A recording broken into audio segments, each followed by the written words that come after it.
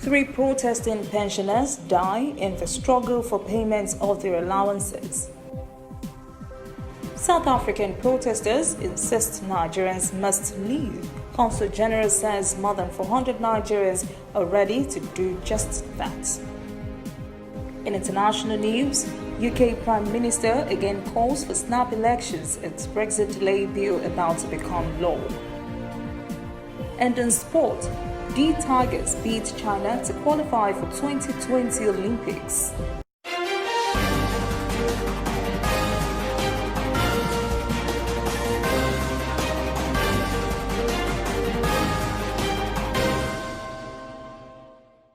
This is ANN News.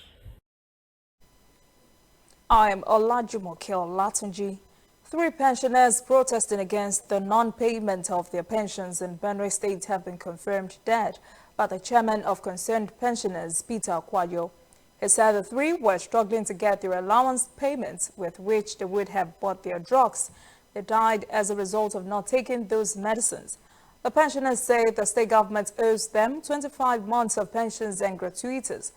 Governor Samuel Otom has promised to pay a fraction of their arrears on Monday. There were fresh protests in Johannesburg on Sunday, with demonstrators carrying banners and placards demanding that foreigners go back to their countries. South African Broadcasting Corporation reported that the police had confirmed 1 person dead in renewed violence in Johannesburg, while 5 others sustained injuries during the protest. The Gauteng Police Commissioner Elias Mawela pleaded with residents to allow the government to deal with the violence in some areas. The protesters later heard an address by former leader of the Incantam Freedom Party, Angosuthu Buthelezi, in which he said their actions could turn South Africa into a pariah state. He also recalled the part played by African countries during South Africa's liberation struggle from white oppression. He told the crowd those countries should not be repaid with violence. President of the Nigerian Union in South Africa, Adetola Olubajo, has called the Nigerians to stay away from hotspots and from the staging posts of the violent Zulu protesters in Johannesburg. Meanwhile, the Nigerian mission in South Africa says more than 400 Nigerians have indicated interest and registered to be evacuated from South Africa. Nigeria's Consul General in Johannesburg, Godwin Adama, says the first batch of Nigerians will be repatriated on Wednesday. Nigerian High Commissioner to South Africa, Kabiru Bala, also said the Nigerians had responded positively in good numbers. Bala says the commission would provide emergency travel certificates for those who have lost theirs because of the violent attacks or for other reasons. An Abuja division of the Federal High Court has summoned founder of the Commonwealth of Zion Assembly, Koze, Biodun Fatoyinbo, to appear before it within 14 days over allegation of rape against him by celebrity photographer Busola Dakolo. In a lawsuit filed against the pastor, Dakolo is asking the court to declare that Fatoyinbo's denial of his alleged act had caused her continuous emotional distress and amounted to intentional infliction of emotional distress on her. She has also demanded a personal letter of apology from the cleric to show honest remorse for his misdeeds. The Nigerian National Petroleum Corporation, NNPC, says the closure of Nigeria's borders had significantly led to a reduction in petrol smuggling out of Nigeria. There were reports in July that smugglers had transported the stolen commodity to as far as Burkina Faso, Mali, and Ivory Coast. NNPC Group Managing Director Melekari explained that while the pump price of PMS in Nigeria was 145 per litre, the cost in many other West African markets was between 350 naira to 430 naira per litre. Quarry says the incentives encouraged smuggling the product to other countries in the region. The Petroleum Product Pricing Regulatory Agency said Nigeria currently has a 38-day supply of aviation fuel from 83 million litres of aviation to burn kerosene, generally called aviation fuel, and 210 million litres of petrol. The agency's executive secretary, Abdikadir Saidu, says diesel discharges presently amounts to 32 million litres. He said at the close of work on Friday, available data indicated that inland stock stood at 40 million litres, while stock on the waters was 43 million litres.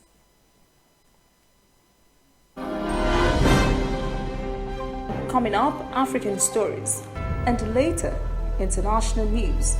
Snap elections still in Boris Johnson's plans as Brexit delay bill about to become law.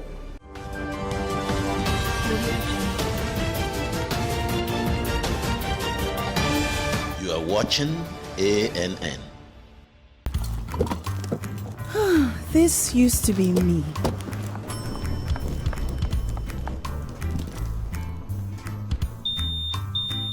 But that was before I got the perfect bag. It's handy and easy to use.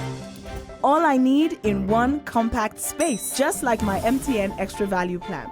I used to get one plan for my calls and then try to remember which data plan worked for me. Roaming was a totally different ballgame. Not anymore. I've got the MTN Extra Value all-in-one plan. If you're a data buff like me, you get extra data with some talk time. And if you like to make calls, you get extra talk time with some data. And when I'm abroad, I automatically browse, chat, and call right on the same plan. MTN Extra Value was made just for me. More of data or calls, whichever one you prefer. MTN Extra Value is made just for you.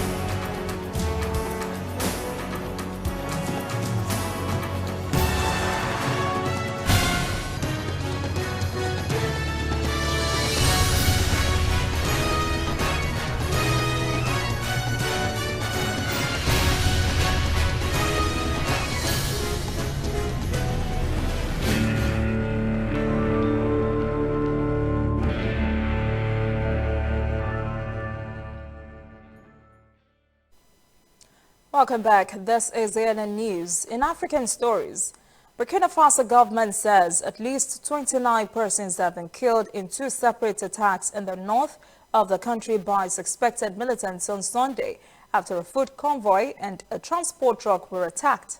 In Samantenga province, authorities say a terrorist attack on the convoy killed at least 14 civilians. The convoy of vans were taking food from the UN World Food Programme to people displaced by conflict. The supplies were also stolen during the attack. In another incident, a truck hit an explosive device, killing 15 persons and wounding 6. A security source says most of those on board were traders. Government statement says military reinforcements have been deployed. Report says more than 500 people have died in attacks by jihadists since 2015, with most attacks taking place in the north and east of the country, near its borders with Mali and Niger, though the capital. Zimbabwe state media are reporting deceased former President Robert Mugabe will be buried on Sunday. He died in Singapore on Friday. His body is expected to arrive in Harare on Wednesday, after which it will be taken to his rural home about 85 kilometers southwest of the capital. As Faraya Wakutuyo reports, Zimbabweans show mixed feelings toward late Mugabe's legacy. After 37 years in power, Robert Mugabe had won as many critics as he had admirers. Now that he's dead, opinion is divided over his 4-decade rule. Two sides of the story about Mugabe. The good side of him, what he did in the early years of building schools, free education. When it came to the 97s, when he gave the war veterans the $50,000, that's when the economy started to crumble. Then, 2002, when he started the land invasions, that sums up with everything paid for him. Some have been left ruining missed opportunities because of his economic mismanagement. As a young person, there is not much I can cherish about him. If he did anything good, it was for our parents whom he liberated. But we have never had jobs. All the suffering that you're going through right now was caused by him. Still, he's revered despite his faults. It's sad to have lost such a Pan-African leader, revolutionary in his early days, although, well, history has it that the later days were not as rosy and fiery as he was in the beginning. But, well, we celebrate his life. He was a revolutionary, a great leader indeed. His passing marks the end of an era, but some say the full impact of his policies will only be felt much later. He's irreplaceable. He's irreplaceable. It's sad how he had to go, but I feel that he's irreplaceable, and I'm happy and maybe grateful that we were lucky to have a leader like him who thought so highly of us enough to want to end us. So, our land and our lives, really.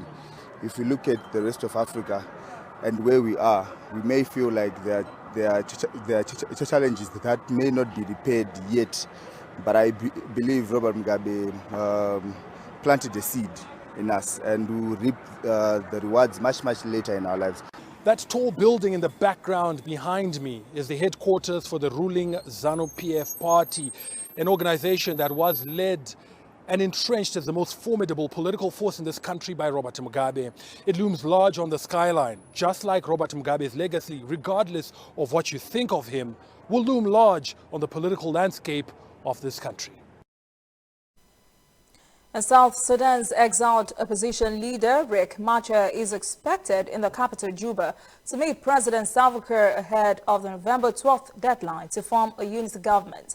Government spokesman Michael Makue says Machar is expected to sit with Kiir to discuss all the outstanding issues of the peace agreement and chart a way forward. The two rivals signed a peace deal a year ago to end a 5-year civil war that has killed tens of thousands of people, forced millions from their homes, and devastated the economy. Regional negotiators say the rollout of the pact to form a transitional government is behind schedule because the two rival leaders have not met for discussions. In April, Pope Francis kissed the feet of the two men at the Vatican in a gesture of peace, but they have not been seen together since then. A similar peace deal signed in 2015 fell apart a year later in deadly clashes in Juba. Machar fled into exile as a result. Up next, international news. UK Prime Minister again calls for snap election as Brexit delay bill about to become law.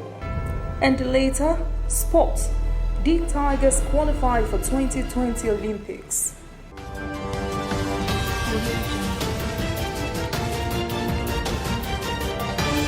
You are watching ANN. Whether in your house, at your office, on your phone or online, we are there. We have the facts behind the headlines. We cut to the chase with the news you really need. We cover every angle. We are the bigger, better news network. We are African News Network. ANN. Watch ANN News on MITV from a truly African spirit.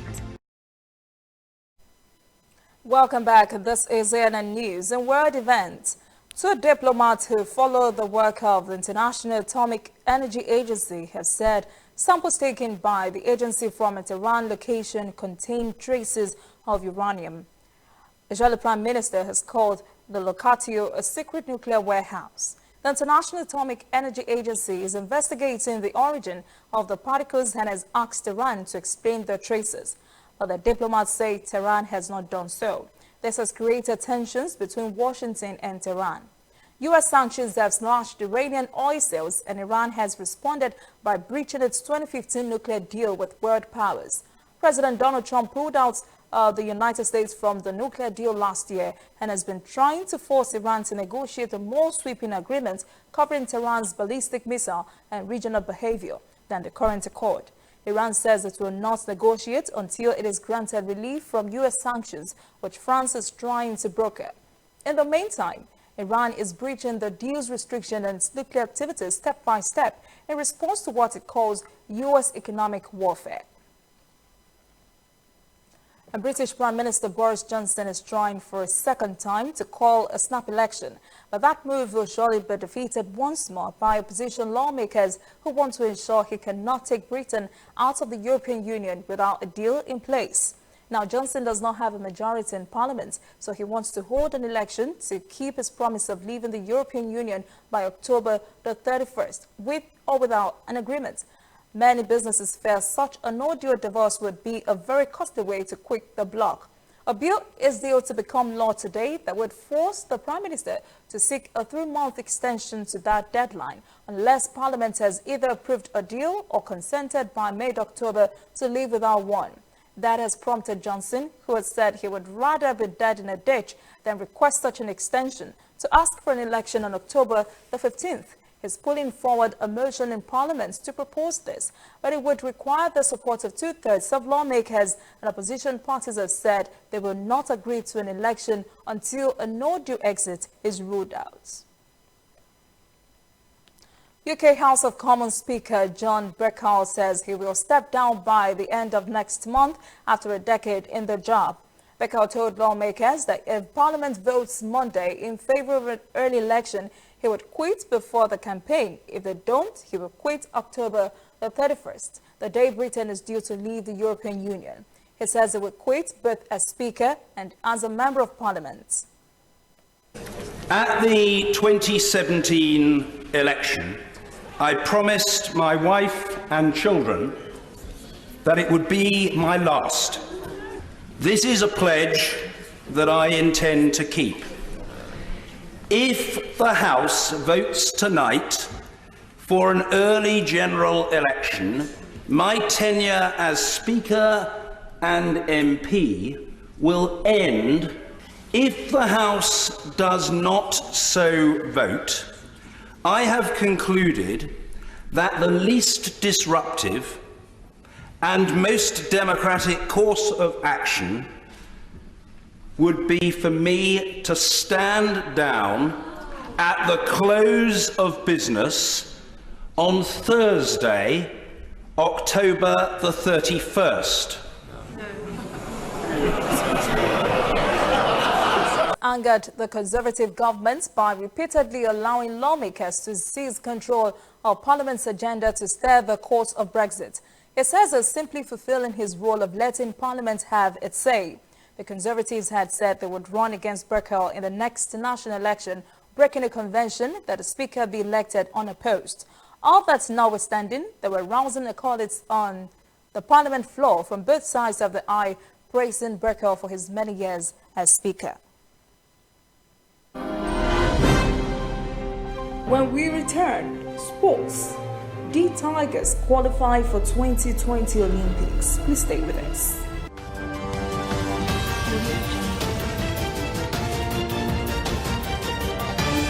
You are watching ANN.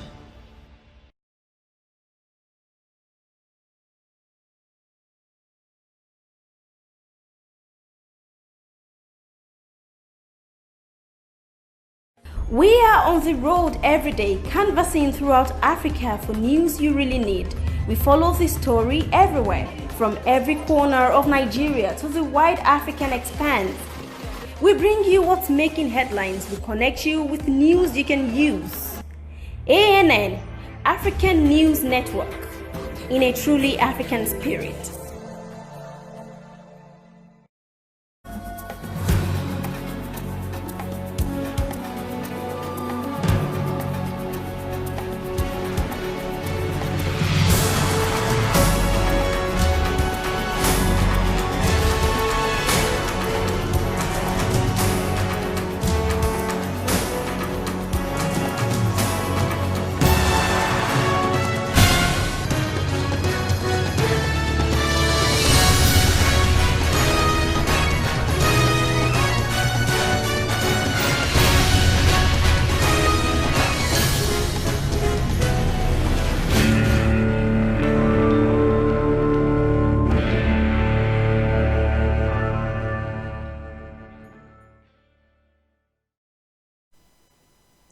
Welcome back. This is ANN News. In sport, The Tigers has secured automatic qualification for the 2020 Tokyo Olympics after defeating host country China. The win was the Tigers' third at the World Cup following defeat by Russia and Argentina. Nigeria are the highest finishing team from Africa. Serena Williams has lost her bid to win a record-tying Grand Slam. She was defeated in the U.S. Open final by Canada's Bianca Andreescu. The 19-year-old beat Williams in 2 straight sets, 6-3, 7-5. It is the first Grand Slam title for a Canadian player and the first singles title win ever for a woman making her debut at the U.S. Open. It was the 4th straight loss for Williams since returning from giving birth in 2017. Williams lost last year's finals to Naomi Osaka and was embroiled in controversy when she got into several confrontations with chair umpire Carlos Ramos. Meanwhile, Rafael Nadal won his 19th Grand Slam title after holding off Russian Daniil Medvedev's fight back in one of the greatest U.S. Open finals. Nadal says this is one of the most emotional nights in his tennis career. And Canada must be so proud of Andreescu. Congratulations. That is CNN News this evening. Thank you for joining us. For details on these and other breaking stories, visit our website, annafrica.news. Conversation continues on our social media platforms, Twitter, Instagram, and Facebook at ANN Africa TV. I am Olajumoke Olatunji. Have a pleasant evening.